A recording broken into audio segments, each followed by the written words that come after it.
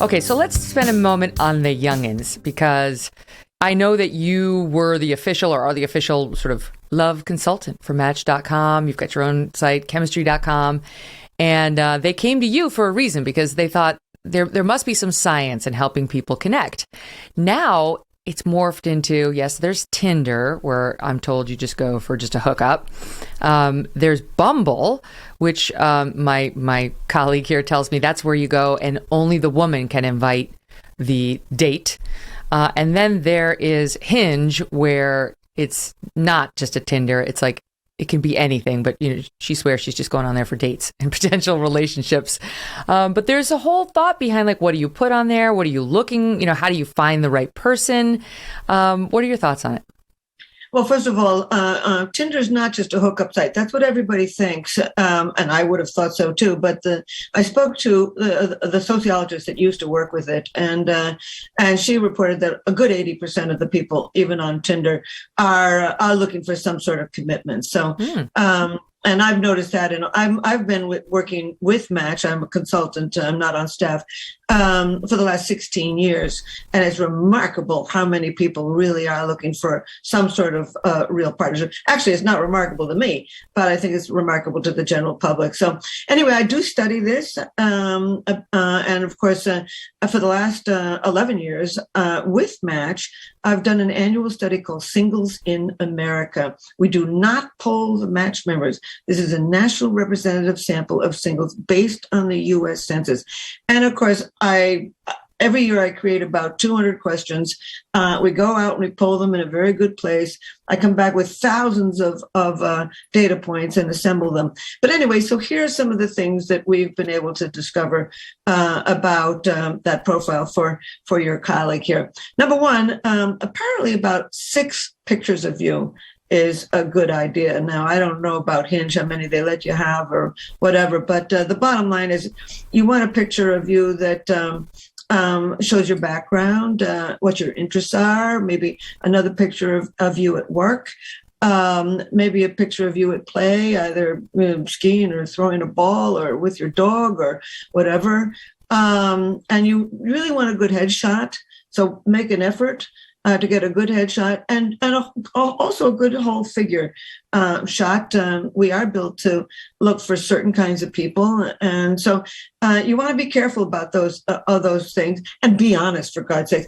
I was with a girlfriend a couple of days ago, and she was on one of these sites, and she was looking at a man, and this man had his arm around a girl. Now, does anybody want to go find a man who's got his arm around somebody else? I mean, it's ridiculous. Right. So anyway, be careful with those shots. A good headshot, a good body shot. Let me jump in and ask you a question. So many people post pictures that are way better looking than they are. They use the filter. They're trying to get the most attractive guy or gal possible. And I always think that doesn't make any sense, because that may lure them into calling you, but eventually they're going to see the real you without the filter. So wouldn't you want an accurate, nice, flattering, but accurate portrayal of the way you look? There's no question about it. And one thing that's beginning to work against that, jeopardize that kind of conning, is the real rise of video chatting. It's a new stage in the courtship process. In the study I did just a few months ago during the pandemic, video chatting jumped from about 19% prior to the pandemic to about 27%. And millennials and Gen Z are leading the way. Over 50% of Gen Z and about 45% of millennials are using video chatting before the first date, which is really wonderful. When you're video chatting, sex is off the table. Don't have to deal with whether you're going to kiss and hug or hold hands. Money's off the table. You don't have to decide whether you're going to go to a fancy place or just a coffee house.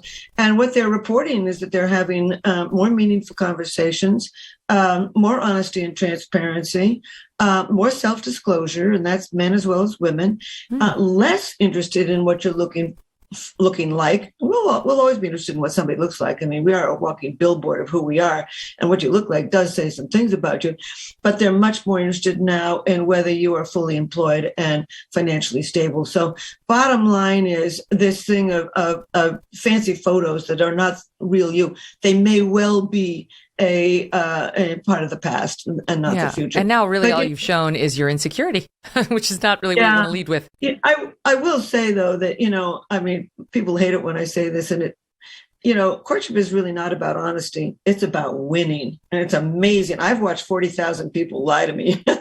Women lie about their weight and their age. Men lie about their height and their financial status. But anyway, so get those pictures right. Okay. Another thing is definitely work on that profile of who you are and what you want. It's not true that people are looking at just the pictures. In my study with Match, 68% of singles said they really did study that profile. And the one thing you want to be optimistic. Nobody likes depressed people. That's for openers. But you also want to be, forget sex. No discussions of sex. Forget the cliches. Everybody wants somebody who can walk on the beach and have wine by the fire. Forget it. Details, details, details. Instead of, oh, I had a wonderful day yesterday, say, oh, yesterday was great. I hopped on my bike. I could feel the wind in my hair. I went through the park and the leaves were all scattering. I stopped for a cup of mochaccino or whatever. I mean, details, details, details. Be optimistic and be honest about what you're really looking for. Instead of saying, I like classical music, say, I just love Beethoven's, Fourth Symphony, or I just really like hip hop. Or I really, details, be honest. And also, instead of saying, I'm looking for someone who, use the word you. I hope that you will be thus and such. And, and if you can be funny, by the way, I mean, laughter drives up that dopamine system and gives you real feelings of enthusiasm, optimism, energy, focus, motivation. So good. In fact, yes. Yeah. What were you going to say? In fact, yesterday, go ahead. Oh, a girlfriend came to me, and as I said, she was looking through these alternatives of men, and one of them said, I don't like cilantro. I started to laugh. I mean, that's hilarious. I get it. It tastes weird. Yeah.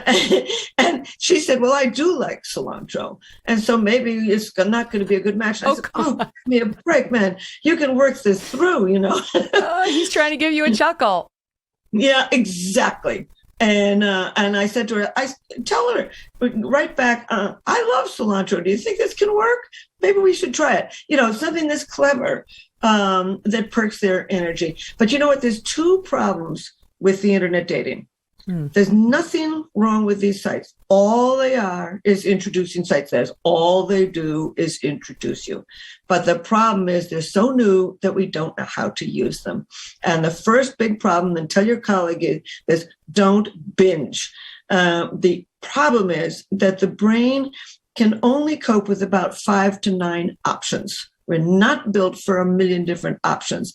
And what these people do is they go, look, and they keep going. And after about 9 options, they can't even remember who these people are. And they find nobody. So the bottom line is after you've met 9 people, and I mean met either in person or through video chatting, who are within your ballpark at all, get off the site and focus on one of them, at least one of them more, because all the data show that the more you get to know somebody, the more you like them.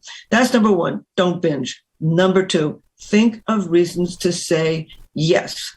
Just because he likes cilantro and you don't, it's not, don't give up. If he likes cats and you like dogs, the problem is that when you first meet somebody, you know so little about them that you overweight what you do know. And that can get you zooming into triggering romantic love, or it can get you zooming into saying, never worked for me. So the bottom line is overlook the negative. We've got a huge brain region linked with what's called negativity bias. We remember the negative. And that has been adaptive for millions of years. It was adaptive to remember. It's nice to remember who likes you, but if you don't remember who doesn't like you, you could die. So we remember the negative in almost all kinds of circumstances. Overlook it. Positive illusions. Focus on what you do like and don't binge. And she is out there, by the way. Hey, thanks so much for watching. If you like what you just saw, hit the subscribe button for more clips and full episodes.